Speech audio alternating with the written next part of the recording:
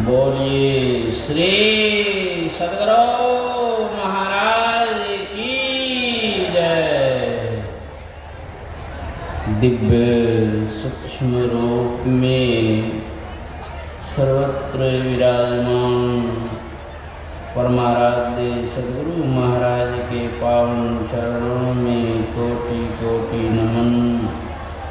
अपने निवास में विराजमान ब्रह्मलीन संत साहिब स्वामी जी महाराज के विशेष कृपा पात्र पूज्यपाद प्रधानाचार्य ब्रह्म ऋषि चतुरानंद जी महाराज के पावन चरणों में कोटि कोटि नमन। पूज्य गुरुजन साधु समाज सत्संग प्रेमी सदात्माओं माता एवं बहनों, आज अखिल भारतीय संत मत सत्संग के 115वें वार्षिक महाधिवेशन के मध्य दिन जो हम लोग सत्संग करने के लिए उपस्थित हैं,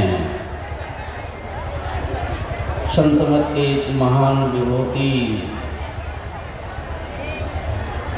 पूज्यपाद स्वामी धीरेन्द्र महाराज जी की पुण्य स्मृति में उनकी यादगारी के लिए यह सत्संग रखा गया है।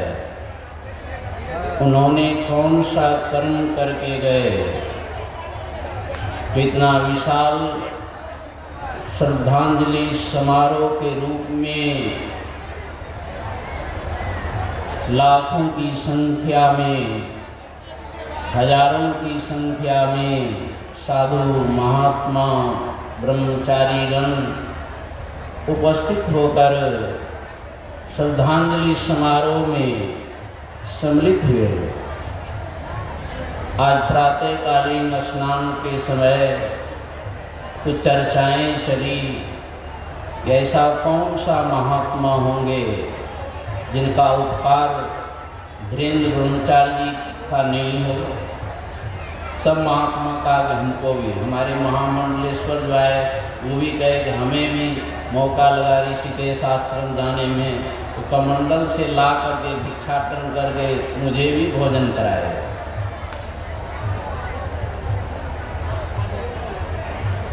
सबके ऊपर उनकी निगाह थी। एक स्थान था ऋषिकेश में जहाँ की संत मत के अच्छे अच्छे महात्मा जाकर 10 दिन 15 दिन रहते थे और भरपूर सेवा वे करते।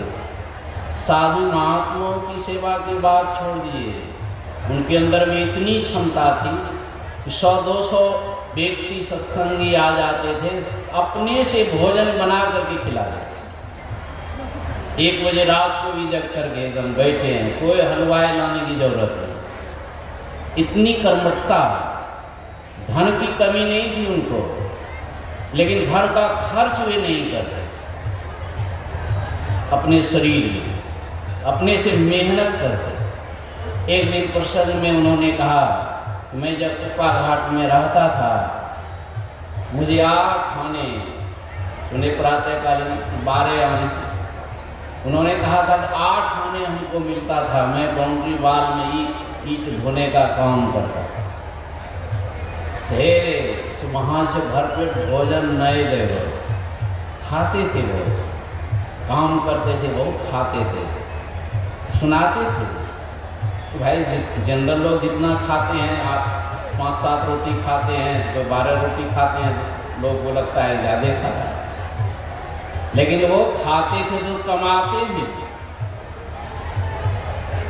तो कई बार मुझे भी ऋषिकेश जाने का मौका मिला और एक बार मुझे याद है, मैं जब पहुंचा हरिद्वार से कि चले ऋषिकेश भी घूम लेते हैं, तो जैसे वहाँ जा कर के पहुँचते हैं तो पूछते हैं हरिद्वार आश्रम का क्या समाचार है मुझसे।